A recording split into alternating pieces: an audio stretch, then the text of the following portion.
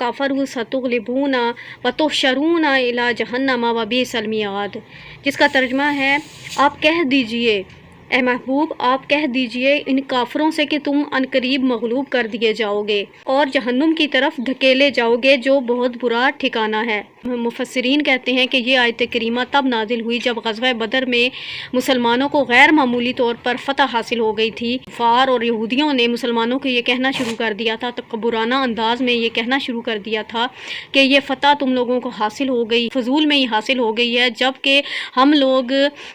लड़ाई में माहिर हैं। जब ये बहस मुबाहिसा मुसलमानों और यहूदियों और कुफ़ार के दरमियान हुआ तो इस पर अल्लाह ताला ने नबी पाक सल्लल्लाहु अलैहि वसल्लम पर यह आयत नाजिल फरमाई थी और अल्लाह ताला ने आप सल्लल्लाहु अलैहि वसल्लम को ये हुक्म दिया कि इन कुफ़ार को और इन यहूदियों को कह दो कि अनकरीब इनका हिसाब लिया जाएगा, अनकरीब इनको धकेला जाएगा किसकी तरफ, जहन्नुम की तरफ, और जहन्नुम बुरा ठिकाना है। जैसे कि आप और हम सब ये जानते हैं कि हमेशा से हक़ और बातिल की जंग रही है और इसी तरह अल्लाह ताला यहाँ पर भी ये बता रहा है कि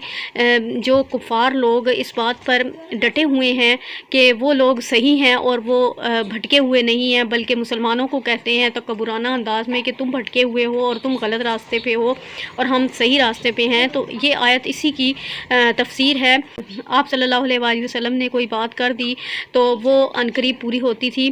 खुलासा कुल इस आयत का ये है कि हक़ जीत कर ही रहता है और अगर हक़ से हट गए और बातिल का साथ दिया और बातिल